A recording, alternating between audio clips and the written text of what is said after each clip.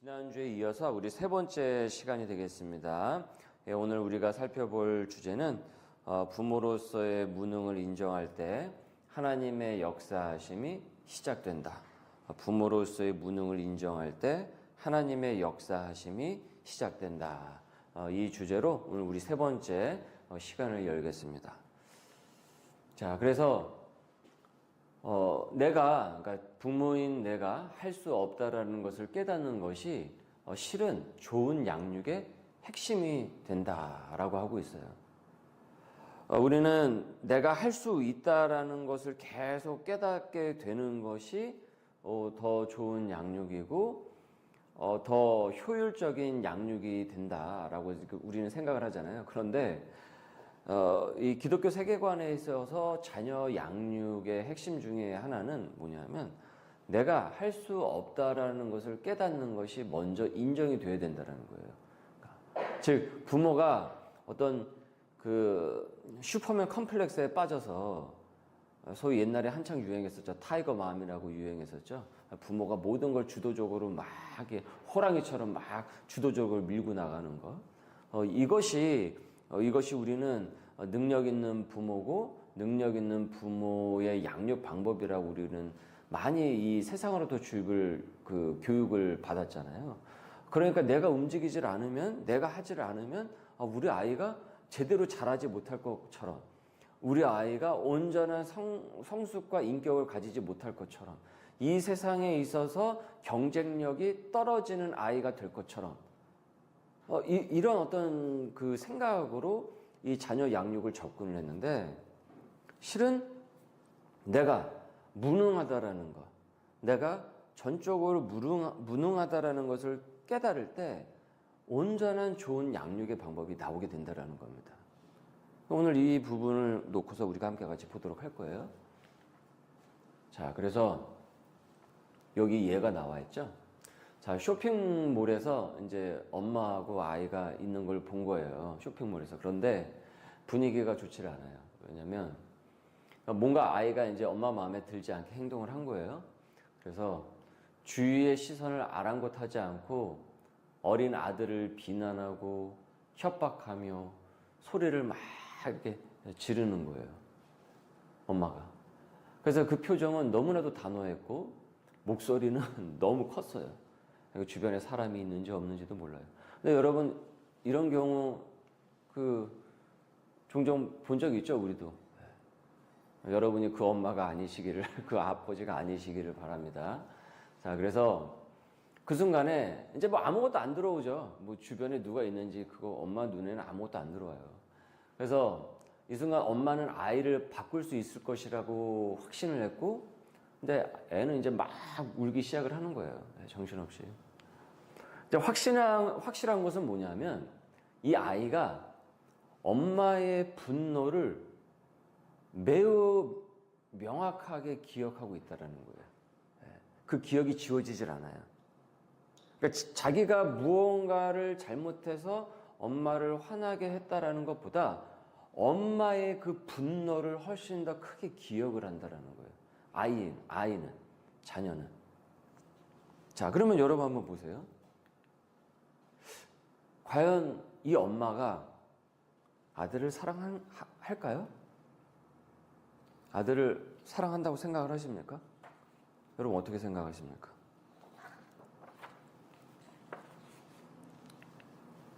사랑하죠. 사랑할 거예요, 분명히. 분명 그럴 거라고 생각을 해요. 그런데 문제가 뭐냐면 이 작동하지 않는 양육 방식을, 온전하지 않은 그 양육 방식을 계속 어떻습니까? 들이밀고 있다라는 것이죠. 계속 푸시를 하고 있는 거예요. 이 잘못된 양육 방법을.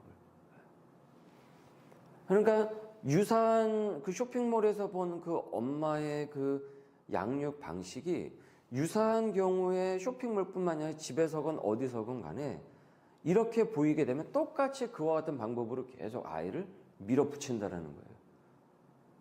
근데 이렇게 들이미는 이와 같은 양육 방식은 전혀 아이의 양육에 도움이 되지 않는다라는 거예요. 그러면 여러분, 왜 이 엄마가 계속 이 아이를 이와 같은 양육 방식을 계속 쓰면서 들이밀고 있을까요? 이게 통한다라고 생각을 하는 거예요. 이게 먹혀들 거라고 생각을 하기 때문에 이것이 이것이 본인의 능력이라고 착각을 한다라는 거예요. 그러니까 우리가 부모로서의 무능을 인정을 한다라는 것은 결국은 내가 잘못 생각하고 있는 그 능력을 하나씩 하나씩 지워가고 온전한 하나님의 양육 방식을 따라간다라는 게 전제가 되는 거예요. 그러니까 아이한테 돈 터치한다라는 게 아니라 노 터치한다라는 게 아니라 나의 잘못된 그 양육 방식을 능력으로 생각하고 있다라는 겁니다. 그것이 부모의 역량이라고 생각을 한다는 거죠. 나는 역시 잘 알아. 내가 하고 있는 방법이 옳아. 이걸 계속 아이에게 계속 그 능력을 행사를 하는데 결국 거기서 문제가 계속 발생하게 된다. 자, 그래서 실은 자녀를 위한 복음 이전에 부모를 위한 복음이 필요해요. 자녀를 향한 좋은 소식 이전에 부모를 향한 좋은 소식이 더 먼저 필요해요. 보십시오. 그래서 부모는 자주 그 신념의 모순이 있습니다. 그래서 자녀가 변해야 한다는 그 사고의 전제가 부모가 내가 갖고 있지 않은 능력을 더욱더 표출하게 하는 트리거가 자꾸 돼요. 자꾸 발사를 해요. 쏘아대요.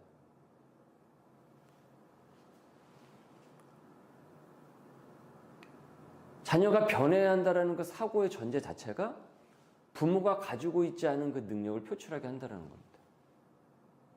사실은 이렇게 하지 않고 가만히 내버려 두어도 아이가 충분히 잘 자랄 수 있는데 지나친 어떻습니까? 권력, 그 능력을 행사를 함을 통해서 그 인격체가 온전한 인격체로서 정서가 발달을 하고 지성이 발달을 하는 이것의 시기를 어떻습니까?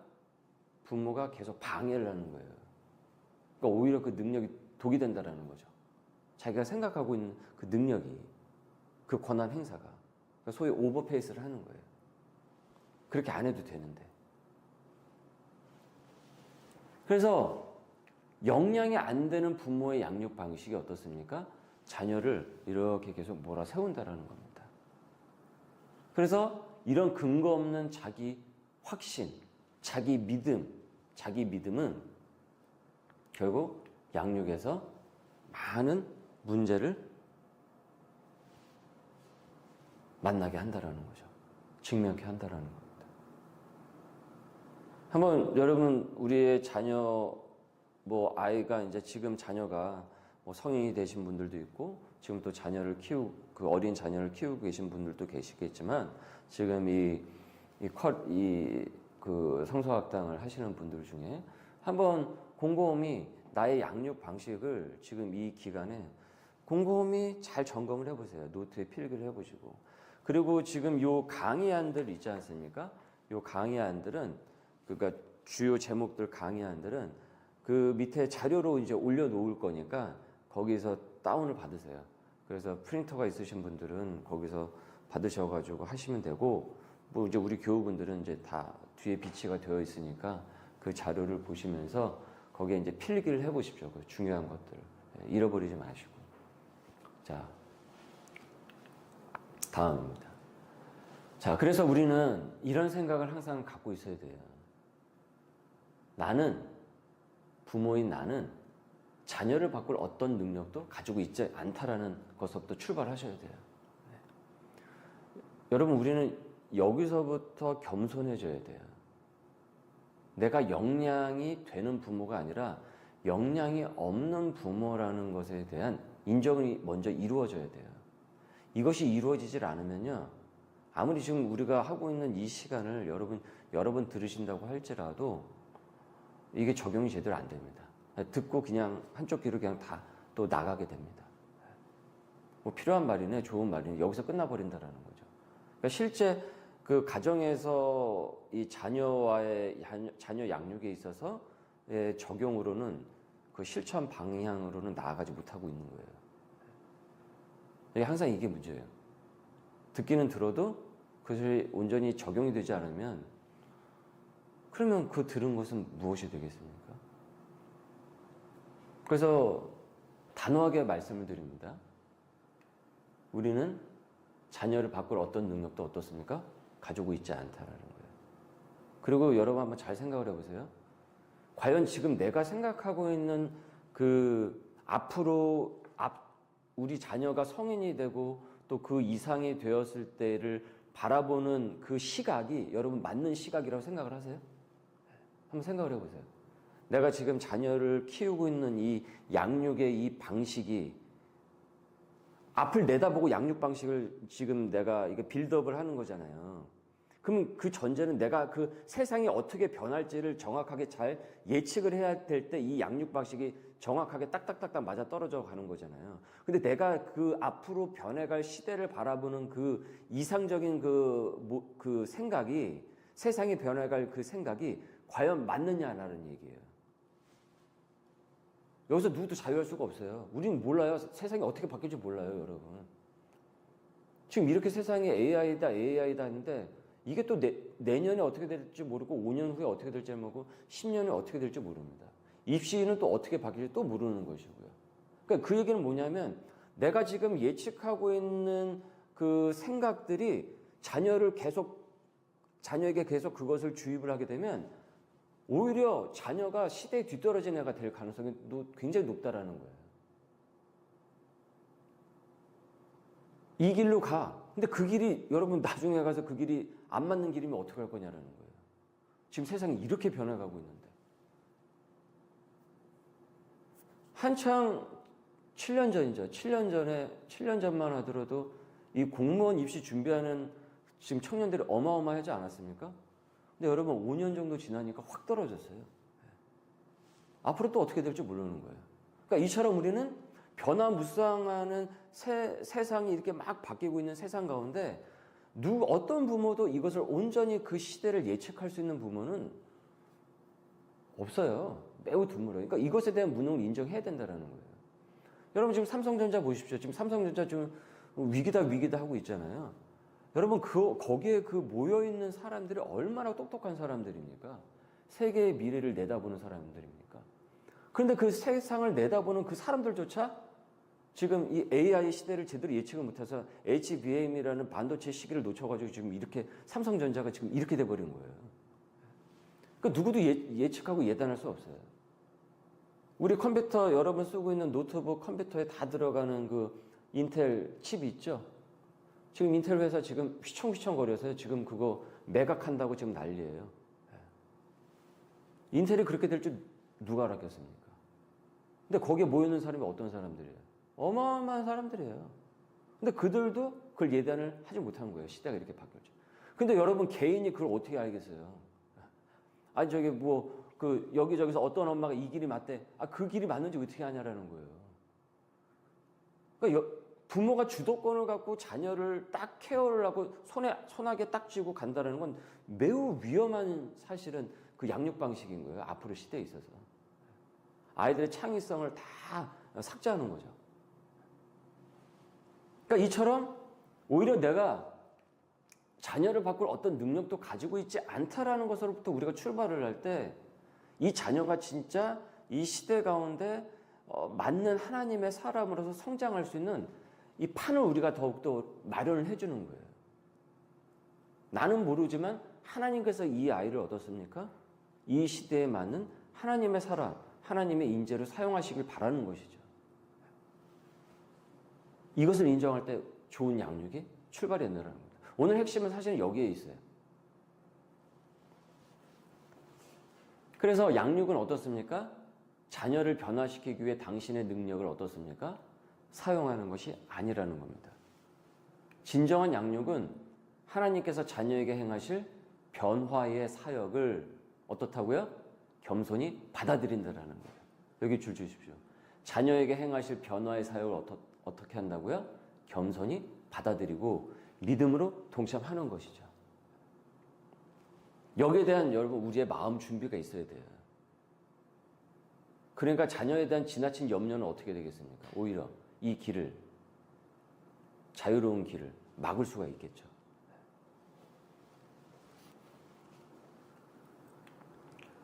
하나님께서는요, 부모인 당신에게 변화 사역을 위한 권위를 주시긴 했어요. 부모로서의 권위를 주셨죠. 하지만 변화를 일으키게 하는 능력까지 주신 것은 아니라는 겁니다. 이 권위와 능력을 자꾸 동일시하게 되면 많이 엇나가게 됩니다. 자녀 양육 방법에 있어서요.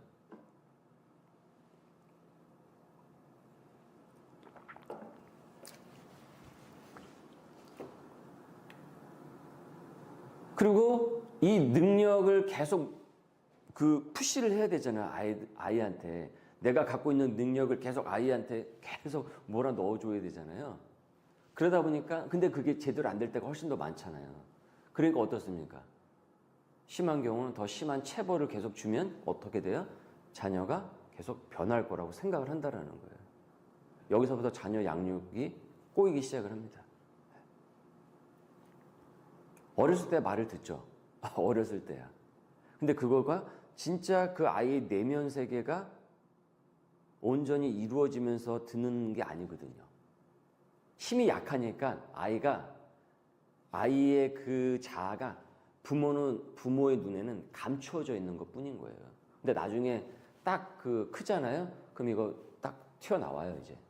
부모가, 어차피 자녀가 자라고 부모의 힘은 점점 약해지는 것 아닙니까? 이렇게 가는 거예요. 자녀가 이렇게 자라잖아요. 그럼 부모의 영향력이 점점 떨어지는 거예요. 지금 우리는 자녀가 태어나면서부터 이미 그렇게 가고 있는 거예요, 사실은.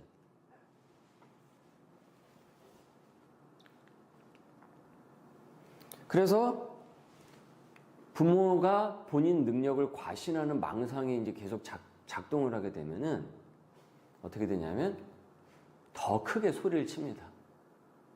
그거 갖고 안 돼요. 그래서 더 바짝 이제 얼굴을 들이대죠. 네. 그리고 더 바짝 다가서서 좀 더 무섭게 위협을 하고, 그리고 기대한 변화가 일어나질 않으면 더욱 강하게 위의 것을 어떻게 한다고요? 더 활용을 계속하죠. 이게 이제 악순환의 고리를 계속 만들어가는 겁니다. 그리고 나중엔 이게 먹히지 않는 때가 반드시 오거든요. 그래서 여러분, 일시적인 그 변화를, 그 통제를 우리가 양육이라고 착각해서는 안 된다는 겁니다. 마음에 무엇이 일어나야 됩니까? 변화가 일어나는 것이 양육의 방점이에요. 외형의 변화가 아니고 순간적인 어떤 일시적으로 해서 네, 그렇게 할게요. 이런 말을 듣는 것이 양육의 방점이 아니고 그 내면 세계의 동기가 바뀌는 것, 세계관이 바뀌는 것, 세계관의 창이 열리게 하는 것이 양육의 방점이라는 거예요. 그래서 진짜 행동의 변화는 내면의 변화와 발맞춰 일어나게 되는 겁니다. 부모는 이 내면의 변화를 주의 깊게 잘 살펴보면서 세심하게 살펴보면서 하나님의 대사로서 케어하는 역할을 갖고 있는 거예요.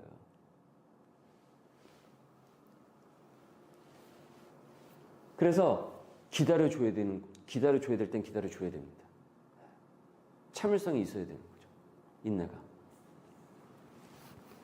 즉, 속이 변해야 결국은 겉모양도 바뀌게 되는 겁니다. 일시적 겉모양은 실제로는 바뀐 것이 아니라는 겁니다. 잠시 가리워져 보일 뿐이죠.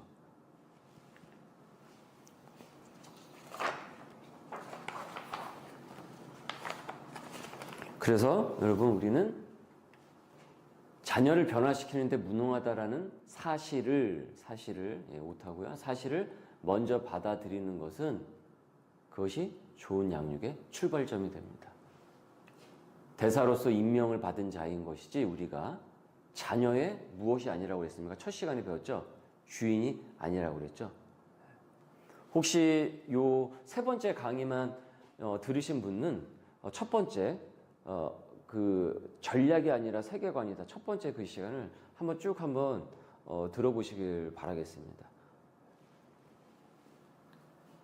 그래서 자녀를 통해 하나님만이 하실 수 있는 것을 돕는 대사, 조력자 되는 일을 우리는 도시에서는 안 된다라는 겁니다.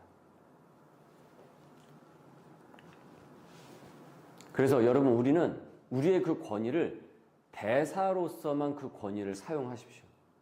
대사로서의 권위만 사용하라. 즉, 부모가 사용할 수 있는 모든 힘을 내려놓을 때 자녀를 변화시킬 수 있고, 대사로서의 그 기능도, 순기능도 이제 작동을 하게 됩니다.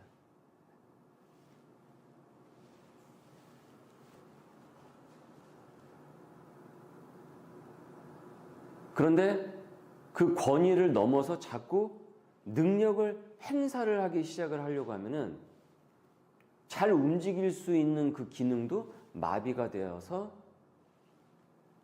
오히려 더 어려워지게 된다. 그래서 하나님의 은혜가 자녀에게 필요하다는 것을 우리는 보여주어야 돼요. 그리고 이것을 아이들에게 계속 얘기해 줄 수 있어야 돼요. 하나님의 은혜가 무엇인지에 대해서. 여러분이 말씀을 통해서 배우시잖아요.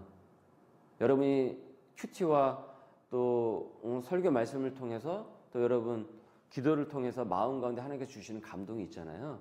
그 감동, 이 소망의 언어를 아이들한테 계속 흘려보내는 것이 대사의 역할이에요. 자꾸 전략적 사고방식으로 입시 전략적 사고방식으로 아이를 자꾸 대하는 것이 아니고요. 그 위에 이 세상을 통치하시는 하나님의 세계관적인 관점에서 소망의 언어를 아이들한테 계속 흘려보내는 것이 대사로서 하는 역할이라는 거예요. 그래서 우리가 또 자녀를 대할 때 말과 행동에서 그것이 다 나올 수밖에 없겠죠. 거기서 하나님 은혜의 모델이 되어야 된다라는 겁니다. 모델. 결국 부모가 모델이 되어줘야 돼요. 아이들이 살면서 가장 많은 시간을 보내는 건 결국 부모밖에 없습니다.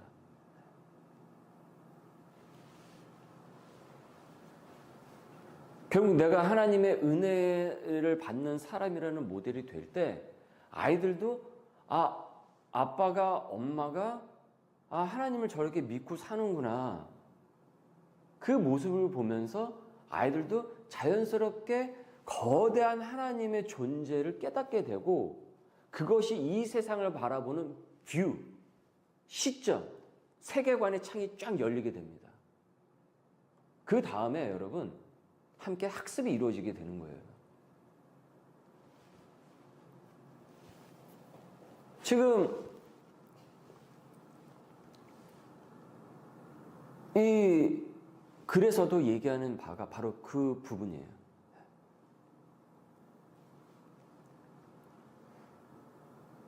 폴 트리도 지금 그 얘기를 하고 있어요. 그렇게 여러분 우린 좀 이런 마음을 그 자유함을 갖자라는 거예요. 뭐냐? 저는 이 시간이 좀 우리 부모님에게도 자유함을 갖는 좀 이 양육의 강박으로부터 좀 벗어나는 이 불안감, 뭘 안 하면은 애가 마치 이 세상에서 뒤떨어질 것 같은, 경쟁력이 떨어질 것 같은 이 불안감.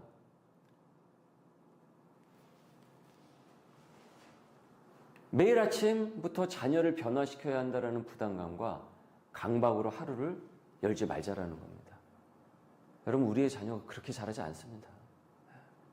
하나님께서 그렇게 떨어지는 아이들로 자라게 하지 않으세요. 하나님의 대사로 우리가 부름받았기 때문에 매일 아침 그날 해야 할 모든 일과 말을 변화시키시는 누구께 맡겨야 합니까? 하나님께 맡겨야 됩니다.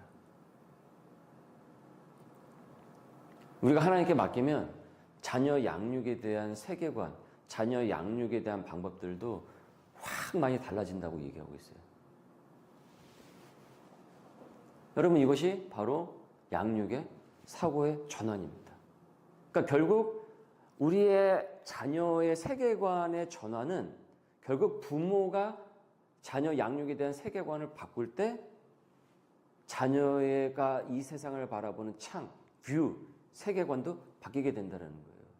이것이 결국은 그 내면, 우리 자녀의 내면 세계를 변화시키는, 그 순수한 동기를 변화시키는 양육의 출발점이 된다는 거예요. 이것만 잘 이루어지게 되면 나머지는 알아서 이루어지게 됩니다.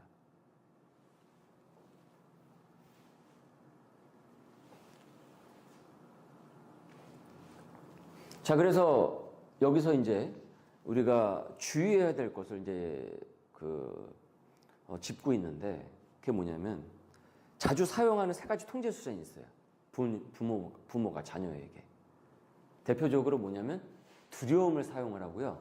그 다음에 보상을 사용을 해요. 그 다음에 또 무엇을 사용합니까? 수치심을 사용을 해요. 이 죄책감을 사용을 해요. 아이한테. 요거를 크게 요 세 가지를 사용을 하면서 자녀를 이 통제하는 수단으로 이걸 자꾸 사용한다라는 거예요. 자, 한번 알아보죠. 자, 두려움이라는 게 뭐냐? 자녀를 협박하고 겁박을 한다라는 거죠. 이거 부모님들 자주 써먹죠. 그 희한해요. 우리는 누가 가르쳐 준 적도 없는 것 같은데 이거를 애가 태어날 때서부터 써먹어요. 그죠?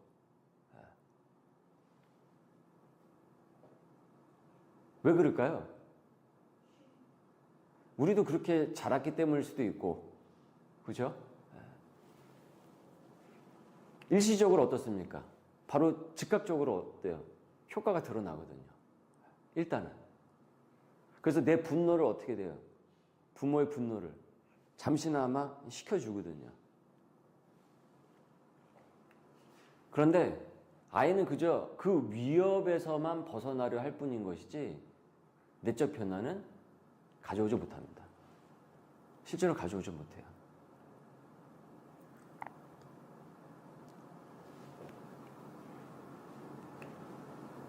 당신은 전능하신 하나님 아버지를 대리하는 사람이다. 하나님께서도 우리를 통제하시기 위해 자신의 능력을 막 사용하지 않으셨습니다. 그렇지 않습니까? 여러분, 하나님께서 당신의 그 권능과 능력을 징벌을 막 사용하셨다고 한다면 저와 여러분이 지금 이렇게 살아남을 수 있었을까요? 뼈도 못 추리지 않겠습니까? 우리가 이 시간에 다 얘기하지 않아도 내가 그간 여러분 스스로도 어떤 생각을 갖고 살았으며 어떻게 말을 했으며 어떻게 행동을 했는지 서로가 어떻게 살아왔는지 다 모른다고 할지라도 하나님은 다 아시는 것 아닙니까? 근데 하나님께서 즉각적으로 그렇게 권한을 그렇게 막 사용하셨다고 생각을 해보세요.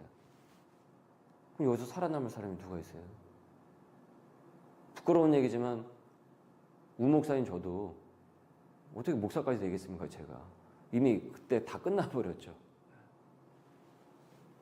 이처럼 하나님께서도 자신의 능력을 다 사용하지 않는데 그분은 자기 아들 예수 그리스도를 보내셔서 우리를 구원하고 변화시키셨는데 우리는 왜 그렇게 자녀를 대하냐라는 거예요. 인격을 그렇게 대하냐라는 겁니다. 그래서 율법이 계속 서늘한 율법만 계속 난무를 하게 되는 것은 진정한 내적 변화와 동기를 일으키지 못한다. 결국 율법은 무엇과 같이 가야 되는 것입니까? 은혜와 같이 가죠. 하나님께서 우리에게 율법을 주셨지만 예수 그리스도가 이 땅에 오셔서 어떻습니까? 율법을 폐하러 오신 것이 아니라 어떻게 했다고요? 완성시키러 오셨다라고 얘기하시잖아요. 그 율법의 완성이 되는 것을 우리 가운데 보여주셨죠. 그래서 우리가 그 율법도 따라 지키게 되는 것이지 율법이 먼저 팍 치고 나가서 우리가 그 율법에 따라서 그래 지켜야지 이것이 아니잖아요.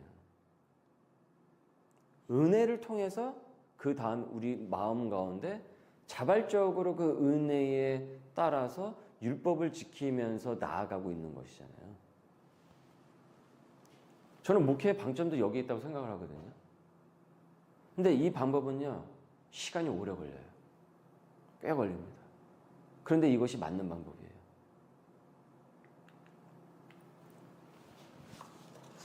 그런데 두려움을 자꾸 사용을 한다.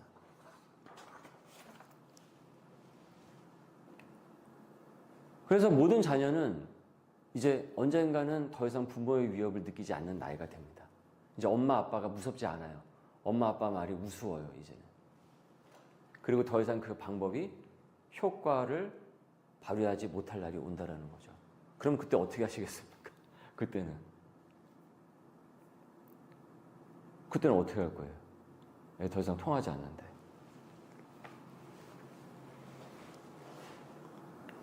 자, 두 번째는 뭐냐면 보상입니다. 보상을 자주 사용을 해요. 참 이걸 되게 좋아해요, 우리도. 그죠? 자, 여기 예에 보니까 이런 예가 있어요. 그 동생을 계속 괴롭히는 오빠가 있는 거예요, 어느 가정에. 그래서 부모님이 뭐라고 얘기를 했냐면, 너 한 달 동안 너 동생 괴롭히지 않고 엄마 아빠 말 잘 들으면은 그 드론 사주겠다고 그 약속을 한 거예요. 그러니까 얘가 드론을 받고 싶어서 그 한 달 동안 동생한테 잘해준 거예요. 그리고 잘해줘서 엄마 아빠가 저기 동생한테 이제 잘해주는 거야, 안 괴롭히고 잘하는구나 하는 거예요.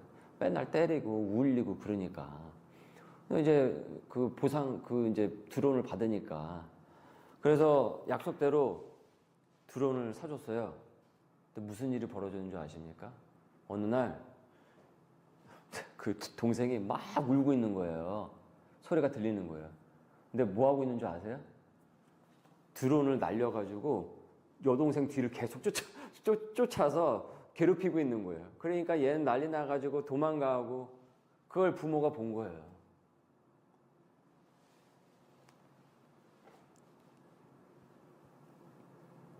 오빠가 바뀌었습니까? 안 바뀌었습니까? 바뀐 게 아니에요. 감추고 있었을 뿐이에요, 욕망을. 보십시오. 보세요. 4주 동안 오빠가 동생에게 친절했던 것은 오직 한 가지 이유죠. 드론을 받기 위해서죠. 이거는 결국 자기 사랑이죠. 네. 자기가 받고 싶은 사랑이잖아요. 자신을 사랑했던 거예요. 당혹스럽게도 그의 이기적인 마음에, 첫째의 이기적인 마음에 부모가 무엇을 해줬습니까? 보상을 해준 격이 돼버린 거예요. 이거 우리가 너무 놓치고 있는 지점이에요. 그러니까 보상이 큰 악함으로 작용을 하게 되는 거예요.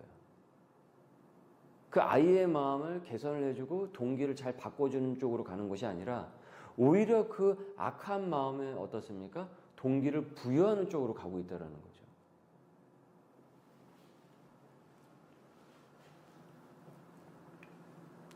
그래서 도덕적 행위를 계산하는 기술, 착한 일에 보상이 따르질 않으면은 바로 손익계산이 들어가는 기술은 어떻습니까? 내적인 변화를 일으키지 못해요.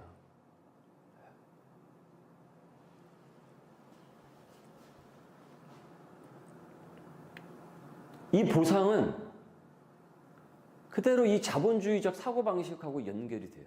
이걸 애가 어렸을 때서부터 부모가 은연중에 아니면 노골적으로 계속 가르쳐주고 있다는 거죠.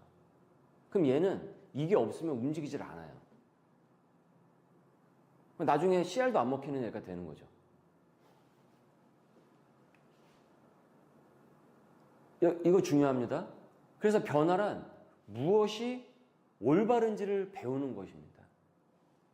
순간적인 통제 유혹에 부모는 빠지지 말아야 된다는 거죠. 즉, 이 양육의 핵심의 방점은 무엇이냐? 오늘 우리가 배워야 될 그 양육의 방식의 핵심은 뭐냐면, 외형의 순간적인 그 모양의 변화가 아니라 그 안에 있는 무엇입니까? 내면 세계의 변화. 여기에 방점을 찍고 여기에 중점을 둘 때 진정한 양육의 방향을 잡게 된다는 거예요. 근데 우리는 그 내면의 동기가 아닌 어떻습니까? 이 겉 모양에 중점을 두고 하니 이게 온전한 양육 방법이 이루어지지 않고 아이가 커가면 커갈수록 어때요? 통제 불능 상태가 되는 거예요. 왜냐하면 지금 이 나머지가 먹혀들지 않는 그 때가 오거든요. 이게 폴 트랩이 지금 그 얘기를 하고 있어요.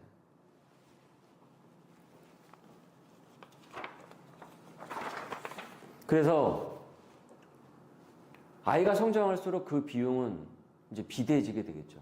이제 드론 갖고는 안 돼요. 이제 좀 더 커야 돼요, 선물이. 그땐 자녀를 당신의 뜻에 따르게 할 동기가 없어집니다. 그러면 부모는 서글프게 한탄하죠. 대체 얘가 왜 이렇게 됐을까? 얘가 왜 이렇게 됐을까? 얘가 옛날에는 말 잘 들었는데, 잘 따라왔는데, 근데 얘가 왜 어느 순간 이렇게 됐을까? 사춘기가 와서 그런가 보다. 그 친구들 사귀는 애들 보니까 별로야. 걔네들하고 몰려다니면서부터 그래.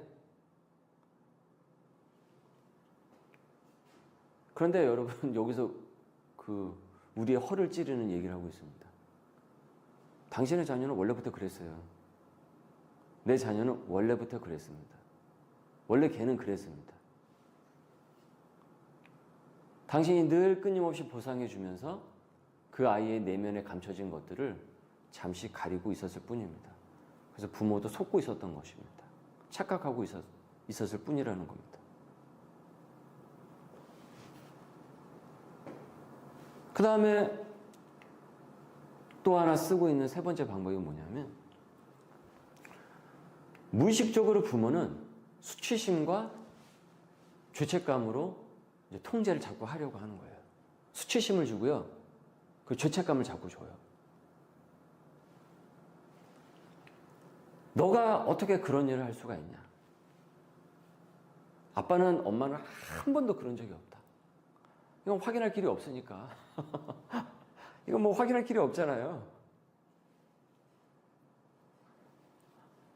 뭐 할아버지 할머니라도 살아계시면 물어라도 볼 텐데, 또 이제 나이가 들어가시면 다 돌아가시고 그러면 어떻게 알 방법이 없잖아요. 너 때문에 사는데 이게 뭐냐? 지금 여기서 많이 생략된 거예요. 더 심한 얘기도 많이 있어요. 제가 다 이제 생략을 한 겁니다. 여러분이 좀 상상력을 덧붙이셔서 한번 생각을 한번 해보셔요. 그리고 니들만 없었으면 나는 벌써 니들만 없었으면 내가 행복한 인생이 돼 있을 거고, 훨씬 성공했을 거고, 니들 때문에 내가 희생을 다 하고, 니들 때문에 모든 걸 다 갖다 바치고, 니들 때문에 내가 이루고 살고.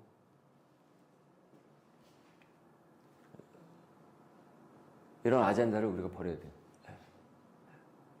이게요, 말이요, 계속 이렇게 얘기하지 않습니까? 얘기를 계속 이렇게 하자, 말을 계속 하잖아요. 그럼 그 말에 나도 영향을 받아요. 그거 희한합니다. 이게 안에 있는 생각이 밖으로 나온다고 예수님이 말씀하셨잖아요. 그런데 계속 그 얘기를 하잖아요. 그럼 밖에 있는 그 말들이 계속 또다시 학습이 돼서 내가 진짜 그렇게 된 것처럼 생각을 하게 됩니다. 뱉고 개가 토하였던 것을, 개가 토했잖아요. 예수님이 얘기하잖아요. 개가 토하였던 것을 다시 너희들이 그걸 주워 먹는구나 얘기하죠. 계속 그 일이 벌어집니다. 뱉죠. 그 다음에 다시 또 내가 그 말을 주워 먹습니다. 그리고 그것이 나의 내면 세계를 더 옹골지게 고집스럽게 만들어 나가요. 그래서 우리 어제 새벽 말씀에서도, 어제 새벽 말씀이죠. 성령이 다스리는 말에 대해서 우리가 새벽에 이 큐티를 배우지 않았습니까? 그래서 자녀가 부모 때문에 느끼게 되는 수평적인 죄책감이 있어요. 그리고 하나님 앞에서 스스로의 마음을 살피는 거예요. 그래서 내적 변화를 갈망하는 수직적인 죄책감이 있어요. 여러분, 죄책감이라고 해가지고 꼭 다 나쁜 게 아니에요. 어떤 죄책감이 있느냐에 따라서 그 아이가 죄를 딛고 죄의 사함을 얻고 그 죄에 더 이상 머무르지 않으면서 하나님의 사람으로 나아가는지 그 결은 달라요. 이 둘은 매우 다른 결의 결과를 보인다는 겁니다. 수평적인 죄책감, 앞서 말했던 이 수평적인 죄책감은 일시적으로는 효과는 있을 줄 몰라요. 그런데 어느 순간이 오면 무뎌지게 됩니다. 그렇죠. 그리고 이것이 습관화돼요. 그러면 그 얘기를 하면 이제 자녀는 자동 반사적으로 어떤 얘기가 나올 수밖에 없습니까? 아, 또 그 소리 한다. 아, 또 그 소리. 또 그 소리. 처음에야 그런 줄 알죠. 근데 계속 하게 되면 어땠습니까? 방어 기제가 이제 나오기 시작을 하는 거예요. 그 인간이 참 희한합니다. 그 인간이라는 이 인성이 참 희한해요. 그렇게 방어 기제가 작동을 한다니까요. 그래서 자녀의 내면 세계의 방어 기제도 어떻습니까? 이에 따라 진화합니다. 계속. 그래서 시간이 지나게 되면 자녀는 의도적으로 부모와 거리를 두죠. 왜냐면 듣고 싶지 않으니까. 가까이서 맨날 그 얘기를 하니까. 그리고 당신과 가까이 있을 때 느끼는 죄책감과 수치심으로부터 자신을 방어하기 위해서 결국은 거리를 둘 수밖에 없다는 겁니다.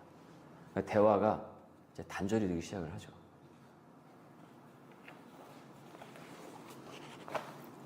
자, 그래서 우리는 이제 이런 방법을 자꾸 사용하는 것이 아니라 이제 이 자녀 양육의 세계관을 새롭게 열어가야 되는데, 좋은 양육의 시작은 결국 위의 세 가지를 어떻습니까?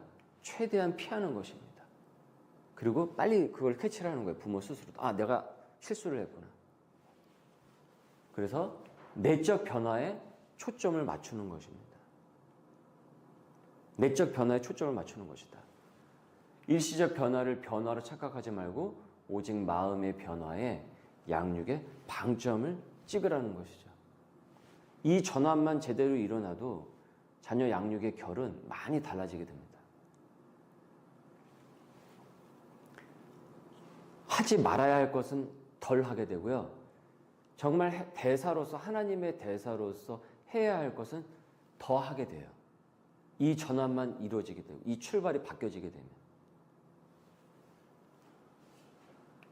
전지전능하신 하나님은 마음만 먹으면 무엇이든 통제하실 수 있지만 은혜로 우리에게 더 많은 것을 허락하셨습니다. 즉, 우리를 위해 계획을 세우시고 우리를 여러분 용서하시고 우리의 완전한 변화를 이끌어내시듯이 말이죠. 믿으시죠? 우리 교우분들?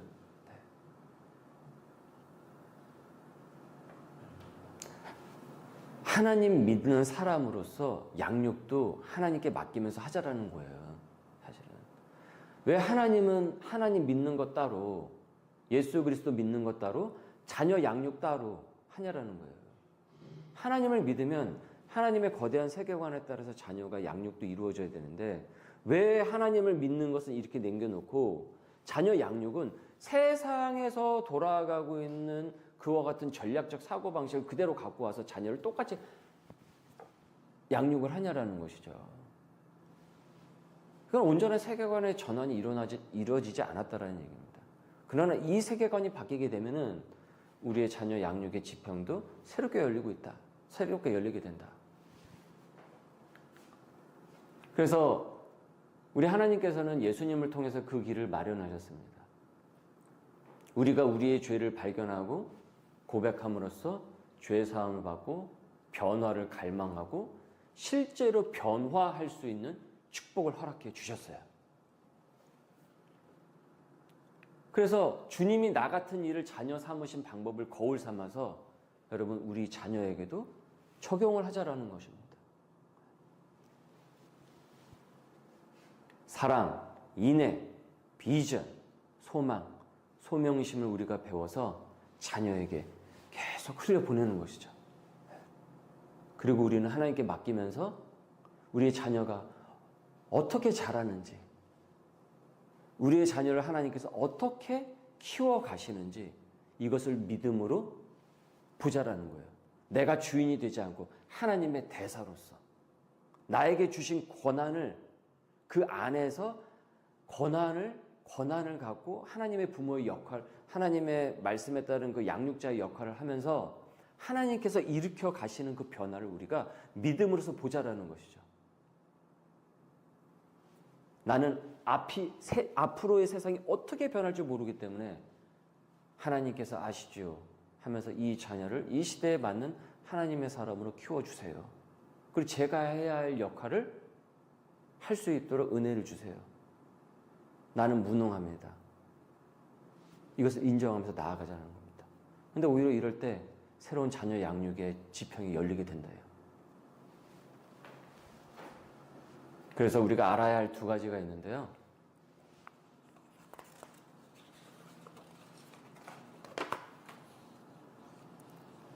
우리의 완전한 변화가 우리를 부모로 부르신 하나님의 사역입니다. 따라서 부모된 내가 변화되지 못한 상태에 만족하고 안주하면 안 됩니다. 그러니까 자녀만 양육을 하고 나는 성장하지 않는 거예요. 그게 아니라는 거예요. 여러분, 나도 하나님 앞에서 자녀예요. 나도 성화의 과정을 거쳐가야 돼요. 거룩한 성화, 거룩한 변화의 과정을 나도 거쳐가야 돼요. 그래야 자녀도 양육을 잘할 수가 있어요. 즉 부모가 성장을 해야 어떻습니까? 자녀도 성장해요. 이것은 성인이 된 자녀도 마찬가지예요. 청소년기를 지나고 대학생이 된 자녀를 둔 부모도 마찬가지예요. 왜냐하면 그 자녀도 자라가야 되거든요. 그러니까 양육은 늦었고 멈추는 건 없는 거예요. 살아 계시는 한 우리는 그 역할 안에서 그 양육의 본을 계속 흘려보내는 거예요. 우리 자녀들한테. 우리 애는 벌써 이제 나이가 찼는데 시간이 다 지나갔는데 학교 다 졸업했는데 그게 아니라니까요. 이게 여기 안에 범주에서만 멈추는 것이 아닙니다. 우리의 자녀가 성인이 돼도요. 다 여러 가지 세계관이 다 충돌이 되기 때문에 반드시 부모와 끊어질 수 없는 그 양육의 흐름은 계속 갈 수밖에 없어요. 자, 그래서 우리의 힘으로는 그 사역을 감당할 수 없습니다. 이러한 무능을 깨닫는 것이 우리에게 맡겨진 부모의 사명을 감당할 수 있는 필수 조건이 됩니다. 그래서 우리 함께 같이 다짐을 하시죠. 좌절감으로부터 벗어나시죠. 좌절감으로부터 벗어나라. 부모로서 무능을 인정해도 된다는 것은 여러분 나쁜 소식이 아니라 좋은 소식입니다. 좋은 소식입니다. 여러분, 그래서 이것을 부모를 향한 복음이에요. 부모의 이 복음이에요. 좋은 복음이라는 게 뭡니까? 복된 소식이잖아요. 그러니까 오히려 내가 무능을 인정하는 것이 우리에게는 어떻습니까? 복음이 되는 거예요. 하나님께서 키워주신다는 것을 인정하는 거니까. 그러니까 우리에겐 복음이에요. 짐을 내려놓는 거예요. 수고하고 무거운 짐짐자들아 다 내게로 오라. 내가 너희를 쉬게 하리라. 그것을 인정할 때 끊임없는 두려움과 좌절에서 우리는 벗어날 수 있습니다. 그래서 앞선 세 가지 류의 엇나간 방법을 사용을 절제를 할 수 있습니다.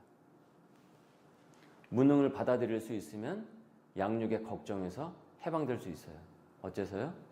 부모인 우리는 위대한 사랑과 능력의 구속자인 하나님을 위해 일하고 있기 때문이죠.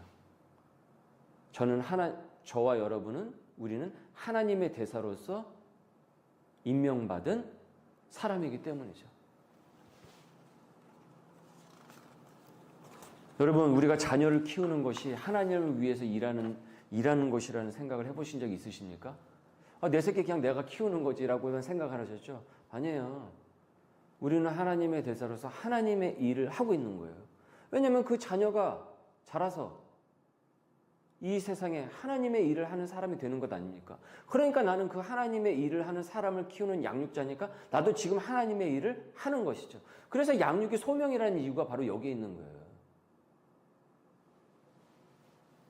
가장 중요한 소명이라고 하지 않았습니까?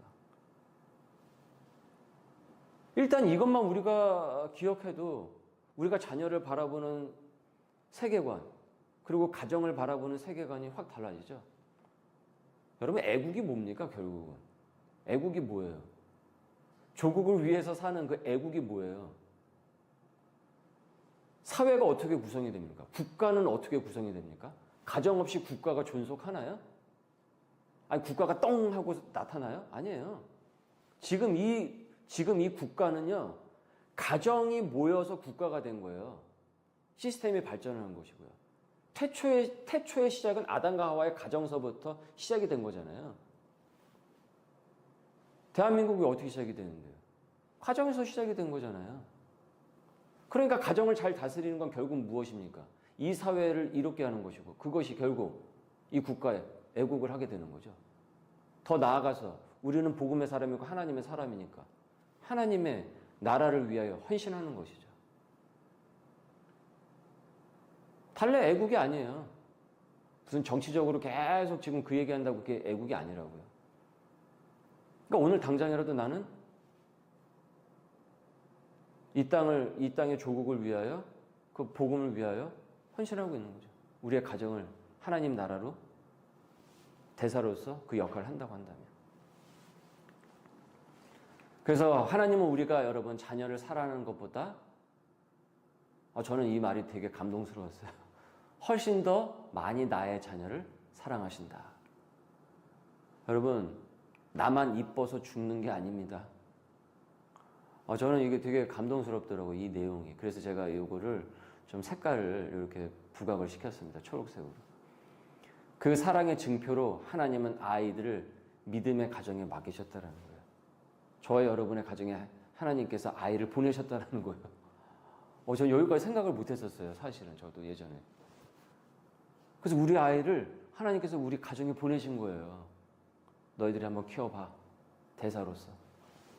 그래서 그 안에서 하나님의 사랑 이야기를 계속 들을 수 있게 하신다는 것이죠. 놀랍지 않습니까? 네. 여러분만 이뻐 죽는 게 아닙니다. 하나님도 이뻐 죽으십니다. 네. 그래서 좋은 양육은요, 무능을 인정하고 걱정을 내려놓습니다. 무능을 인정해야 하나님의 능력과 은혜에 의지하게 됩니다. 그리고 대사로서 양육의 직무를 잘 수행하게 됩니다. 여러분 한번 물어보십시오. 그대는 하나님께 모든 것을 맡기는가? 그대는 근심과 걱정으로 해서는 안 될 말과 행동을 하지는 않는가? 그대는 자녀를 통제하는 것에서 만족을 느끼는가? 아니면 어렵지만 인내가 필요하지만 내적 변화의 과정으로 나아가고 있는가? 전략인가? 세계관인가? 그대는 내가 원하는 것을 강요하는가? 아니면 그분이 원하시는 존재가 되도록 자녀를 돕는가?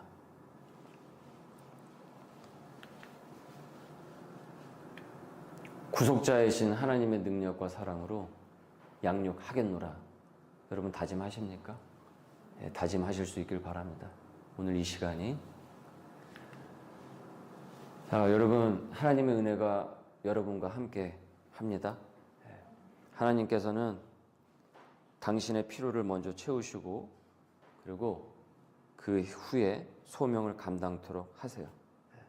여러분의 필요를 채우시고 주어진 그 소명을 감당하도록 인도하십니다. 결코 부모인 여러분을 홀로 내버려 두지 않으신다. 왜 그렇습니까? 여러분도 그분의 자녀예요. 저도 하나님의 자녀입니다. 저와 여러분도 다 하나님의 자녀입니다. 부모지만 똑같이 하나님의 자녀입니다. 하나님의 자녀로서 또 승리하는 우리 각 가정들 되시고, 또 이 양육의 지경이 은혜 가운데 열려지게 되어서 우리의 자녀가 하나님의 뜻 가운데서 무럭무럭 자라날 수 있기를 바랍니다. 그 과정들이 거듭되면 거듭될수록 그 변화가 일어날 수 있기를 바랍니다. 자, 우리 다음에 또 우리 다음 시간에 만나 뵙기로 하고요. 제가 마친 기도하겠습니다. 은혜가 가득하신 주님 감사합니다. 오늘도 우리에게 또 귀한 이 시간을 허락하여 주셔서 자녀 양육에 대한 이 세계관의 시간이 영적인 눈이 뜨일 수 있도록 인도하여 주심을 감사드립니다. 결코 우리를 홀로 내버려 두지 않으시고 우리도 주님의 자녀이기에 하나님께서 우리와 함께 하신 줄 주님 믿습니다. 구속자이신 주님의 능력과 사랑으로 양육하겠노라고 다짐할 수 있는 우리 하나님의 백성들 될 수 있도록 인도하여 주셔서 우리의 각 가정 가운데 하나님의 나라가 펼쳐질 수 있도록 인도하여 주시고 앞으로 다가올 이 시대 가운데서 하나님의 사람으로서 자유로운 그 창의력을 하나님의 뜻 가운데서 펼치면서 이 땅 가운데서 또 하나님의 일을 잘 해나갈 수 있는 하나님의 사람들이 될 수 있도록 우리 위에 은혜를 부어 주옵소서. 감사합니다. 예수님의 이름으로 기도드립니다. 아멘.